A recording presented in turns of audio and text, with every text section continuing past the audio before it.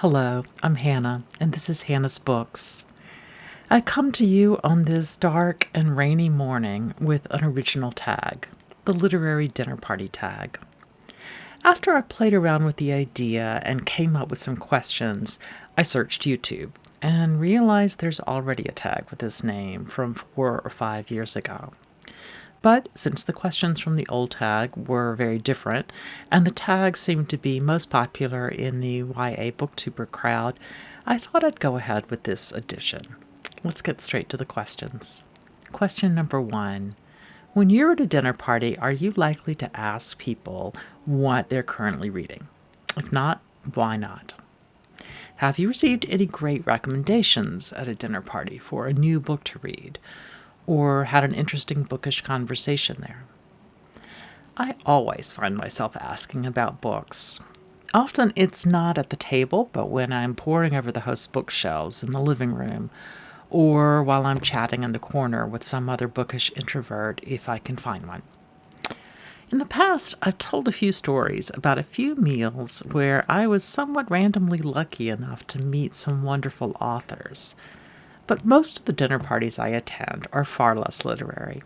My friends and I sometimes chat about novels that have been recently released, and very often I have not read these books yet, but can nevertheless come up with some interesting anecdotes about what one of you booktubers said on your channel. My favorite literary conversations over dinners are with my own family. My husband and son, who not only listen to me ramble on about books, but add tremendous insights of their own, and often introduce me to books I've not read yet as well. And I have really fond memories of long conversations with my father, listening to his thoughts on an enormously broad collection of books. He loved to tell about the experiences he had when he was invited to go to China to present a series of lectures about William Faulkner, or about the myriad storytellers he grew up near and got to know in coastal South Carolina. Some were writers and some were illiterate, but all knew how to create meaningful narrative. Question number 2. Which authors, living or dead, would you like to invite to a dinner party? When you answer the prompt, feel free to invite an individual author with whom you'd like to have an intense one-on-one conversation, or choose to invite a group of authors so they can all get to meet each other. I definitely want to do the latter. Part of me just wants to create a rollicking good party, maybe inviting Dorothy Parker, Oscar Wilde, Mark Twain, and Gertrude Stein. And part of me wants a much quieter and more serious meal, one that I'd have to play over again and again in my head. For that one, I think I'd like to invite a trio of women who think deeply about compassion and interior morality. I'd love to see George Eliot, Marilynne Robinson, and Bell Hooks around my dinner table. I mentioned before once that I think George Eliot and Marilynne Robinson have some preoccupations and approaches in common, even though they're also very different writers. Bell Hooks might initially seem quite different if you aren't familiar with her writing, but have heard of her resume. She's a feminist theorist who's written about the impact of racism and sexism on Black women, and she's also a social activist who draws links between white supremacy, patriarchy, and capitalism. That all makes her sound fierce, but her fierceness is expressed in the same way that George Eliot and Marilynne Robinson are fierce. Bell Hooks is one of the most thoughtful and gentle thinkers I've ever read, one who believes deeply that love, community and communion, as she says, can help heal the inequalities and divisions in our world.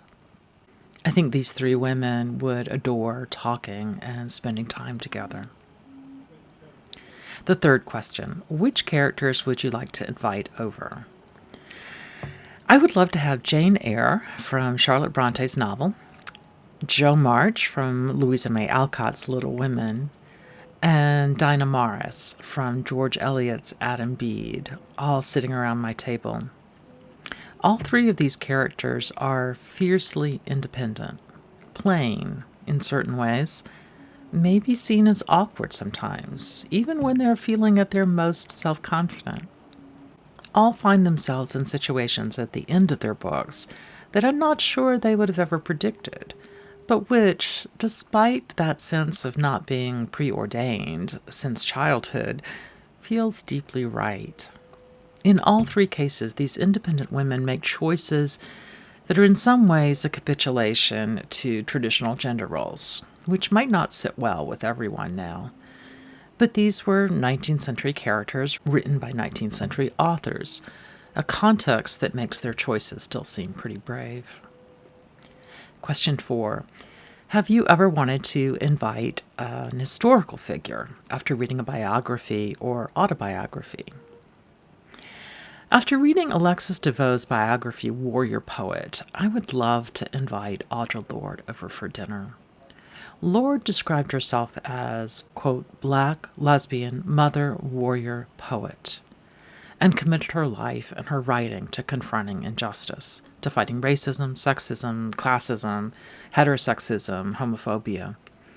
And I've loved her memoir, Zami, A New Spelling of My Name, since I was a young woman. After I was diagnosed almost 3.5 years ago with aggressive but not advanced breast cancer, I felt a new connection to her.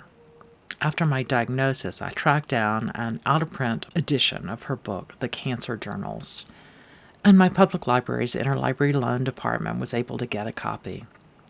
Wonderfully, Penguin Books has recently released the book anew in a black spine edition.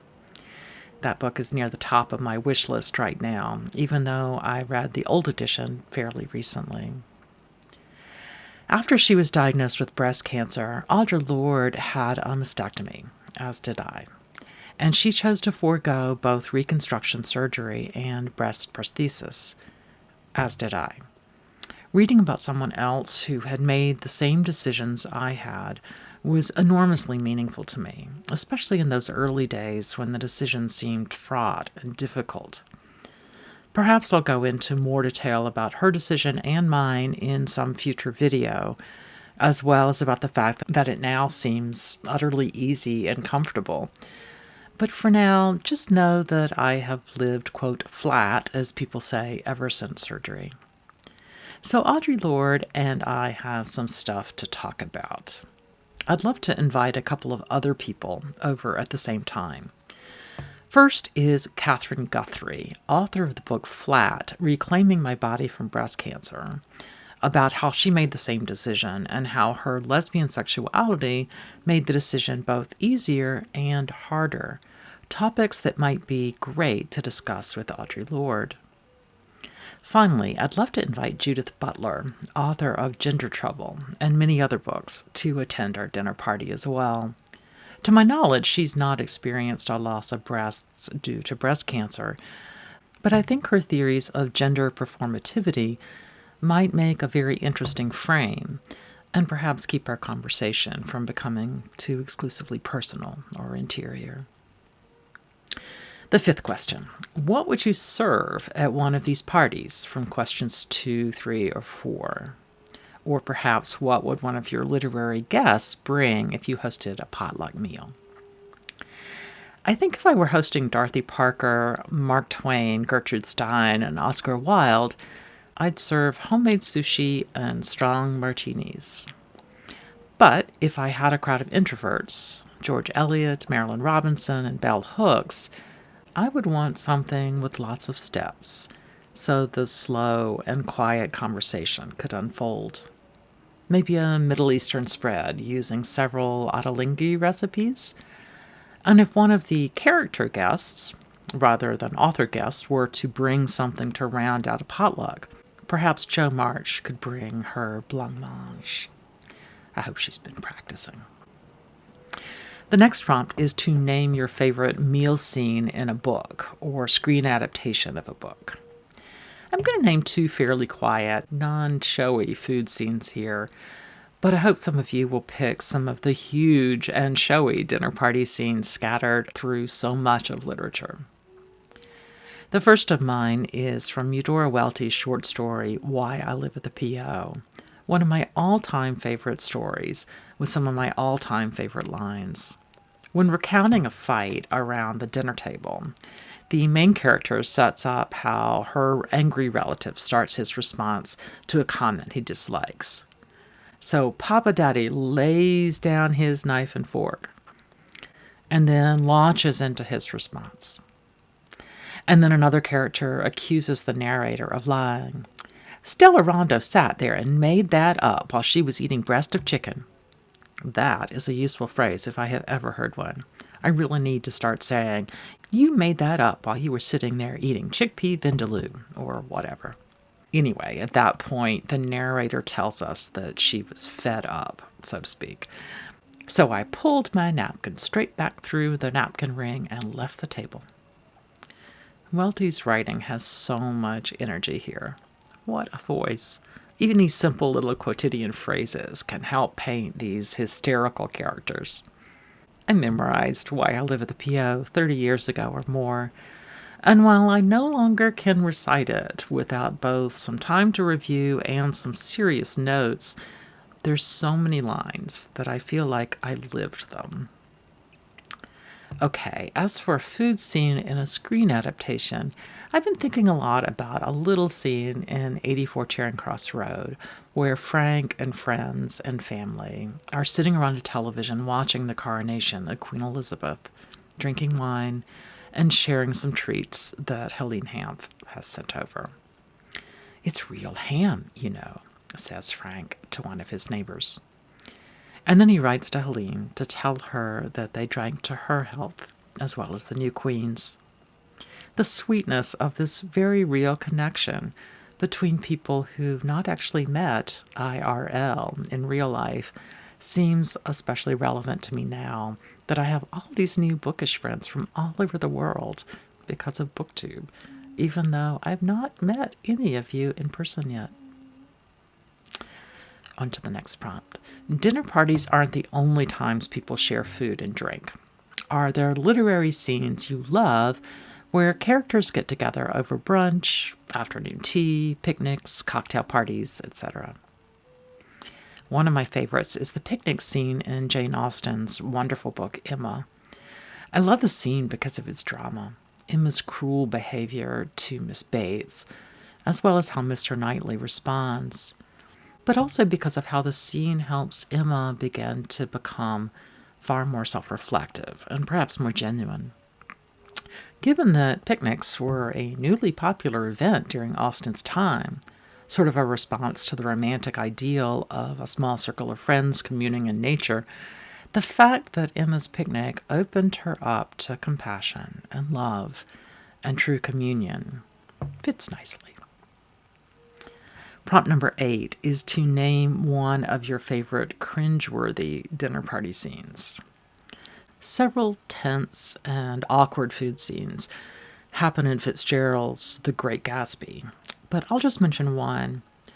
Early in the book, when Daisy and Tom invite Nick and Jordan to dine at their mansion, when a phone call pulls Tom out of the room, Daisy tells the others that it is his lover in New York. Tom goes on and on about racist, xenophobic ideology that he claims is based on scientific reasoning. Just as in Jane Austen, what happens at this meal tells us something about how the rest of the book is going to go. We're going to hear about careless love affairs, careless being a word with a few different meanings here, and also about characters trying desperately to defend their social power and control, even in unjust and untrue ways. Honestly, it's even harder to read the scene now in 2020 than it was when I was young. Question 9. When the pandemic ends, what will you serve at your first dinner party or take to the first potluck you attend? Honestly, the first dinner party I go to when things start to open up will be with my large set of local friends. In this group, there are a bunch of people with a variety of dietary restrictions, some from allergies, some from ethical commitments. So I might make a dish I've cooked for more than 30 years, more or less based on a recipe from one of the cookbooks that helped me learn how to cook.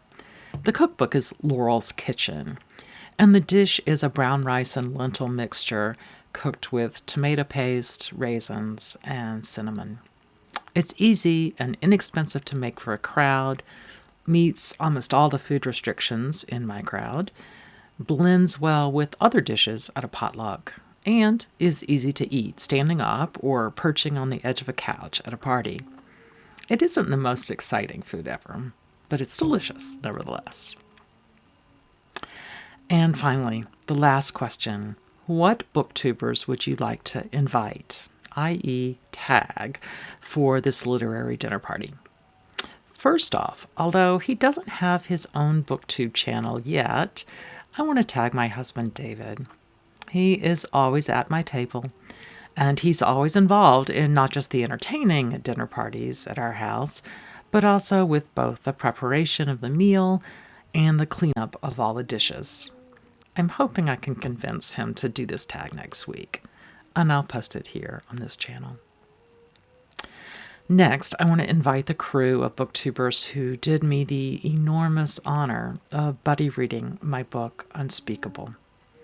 That would be Sean the Book Maniac, Brian at Bookish, Roz at Scallydandling About the Books, Alba at Seriella, and Justin at Ghost Reader, who I hope can be lured back into making videos soon.